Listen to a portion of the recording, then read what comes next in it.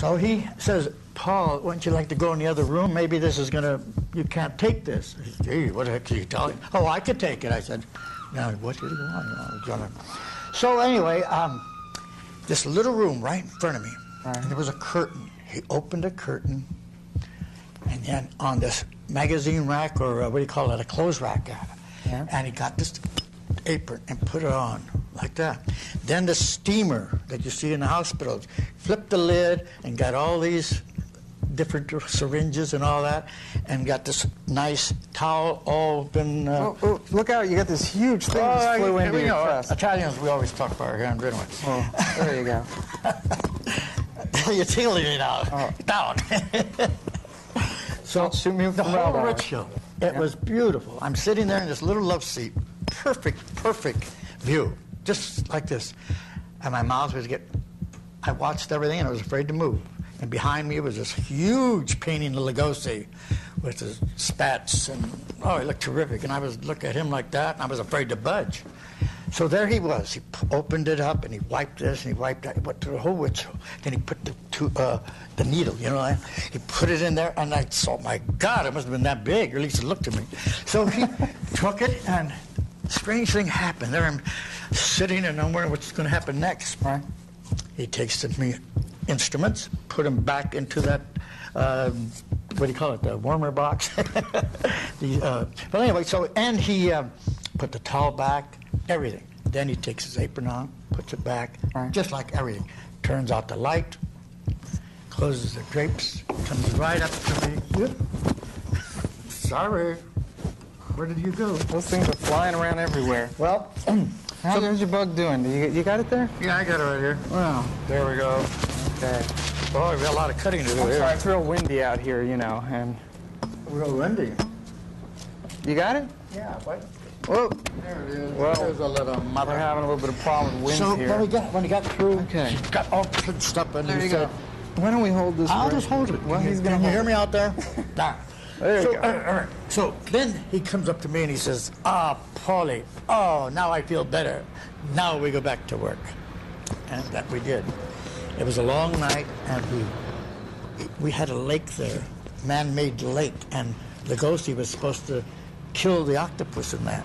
And the octopus in the movie, all the didn't have any way to move it. Right. And it was in the Reek of the Wild Wind with John Wayne. So there it is. We're getting this old, tired-out octopus. So Bela Lugosi going, turning them, putting it on top of me like this, and the water's going down. And here, I'm watching all this, and it was tremendous. It really was bad.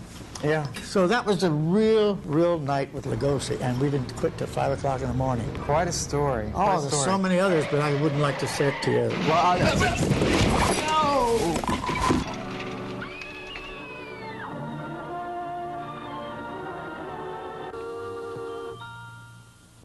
Carpool to headquarters. Kelton's here. Carpool to headquarters. Kelton here. What do you want now, Kelton? Get me Inspector Robbins, and quick. He went home half an hour ago. Get him. Said he wasn't to be disturbed any more tonight, except by Lieutenant Bradford. Tell him to send me some help. I've just seen some ghosts out here. Who's been spiking your beet juice? This is no time for silly jokes. Tell Inspector Robbins what I said. Tell him I've been all over the whole place. Nobody's here except those ghosts. Lieutenant Bradford's car is right next to mine, but he ain't no place to be found. And I'll be damned if I'm going to that haunted house alone. It's a nest of huts. It's a whole mess of them. Take it easy. Take it easy. I'll do what I can.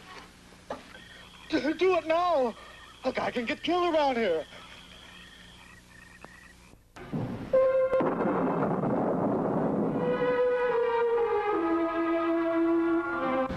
Well, we're back.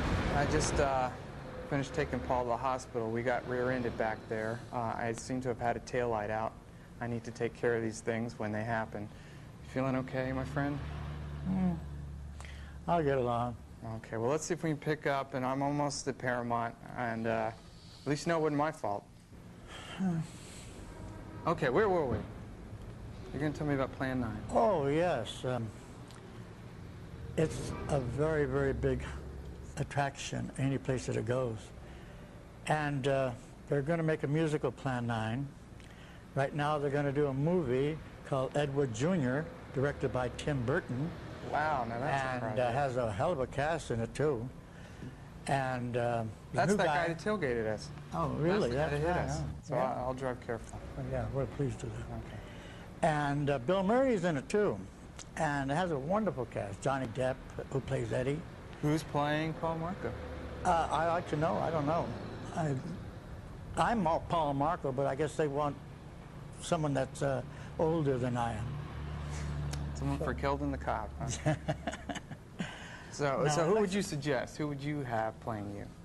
I really don't know. There's only one Paul Marco. I don't think anybody does my brand of comedy or anything. I think it's pretty well established that there's only one Paul, but maybe someone can interpret it. But anyway, it looks like a good cast, and I will be doing a cameo if they don't want me to do Paul Marco. Excellent. And I'm looking forward to it. And Mr. Burton, I've been a fan of his for many, many years, so I'm looking forward to that, regardless what part I play. Very good, very good. So now I understand the name Kelton the Cop came from where you lived. Right. That's when Eddie was needing money to finish the picture, Bela the Monster. So he asked my agent, why don't you get some money for us so we can make the movie? So, and I want to use Paul in it. And I said, I don't want to be in it, honest. I said, well, wait till the next one. So he said, well, we got to think. I only got an Irish cop, he said. Let me think. I go by name. Let's see. Let's find a cop that's very energetic and all that. How about a name? So everybody's looking around, and Marge says, how about Kelton? Ed looked at her, I looked at her, and he said, Marge, where did you get that name? She says, well, I live on Kelton Avenue in West LA. So I was stuck with Kelton, and it just hit on. And Plan 9 became a big, big success, where it called His Little Jewel by Ed. And he was such a wonderful guy. I married him, I buried him. Also, I married Lugosi and buried Lugosi. It was at his wedding. Is that a fact? And it just seems that so many people that were in Plan 9 have gone. And the few that are left, I see occasionally, and they're all very, very happy that they're still remembered in these parts. So did Ed wear Angora sweaters on the sets, as we all have heard? Well, that's very funny. I mean, like Paramount did a picture called, it happened in Hollywood. Right. John Candy and Aykroyd did it. And it was a very comical little thing, but actually he never wore it outside of when he did Glenn or Glenda. You know, he directed it too, so put on his dress and go behind there and back and forth, you know, so he never dressed doing it in Plan 9 or any other movie. No, but in real life, No. if you went out Well, with a yeah, cocktail, he doesn't go out with it. I mean, he liked the feel of it. So he type away with a cigarette in his mouth, has a mustache and 3 days beard and types like crazy. And then he has high heels on, and he looked real cute. All right. Oh, what a story. Well, there's so many stories about Plan 9, and a lot of people said many, many things, but all the articles that I've had printed, the books and Fangora and Film Facts and all those magazines, I told the real story. And they've been wanting me to do a book, but I'm not old enough to do that yet. We got a few more Gotcha. stories to do, huh? To live. Night of the Ghouls didn't get the showing as Plan 9 or Night of the Ghouls. That was locked up for 20 years in the vault, in the safety vault, because he couldn't pay the money to take it out. So Wade Williams got it out and decided to release it. And actually, when it was released, I co-starred in it and producer of it. It made a cult star out of me by that picture. It made the Very KELTON good. trilogy. Night of the Monster, Plan 9 from Outer Space, Night of the Ghouls, all with KELTON the Cop. And he's a nice little guy, and I sure like playing him too. Yeah, I can imagine. Well, we all enjoy watching your parts in the movies. Well, thank you, and I hope you have me back again, but without having a rear end or anything like that. You know what I mean? Well, just, go easy on me. I don't have any insurance. Well, that's what I mean. I was going to let my attorney know, but no, I won't do it. You know, Okay, you're a well. friend. Well, I appreciate it, Paul.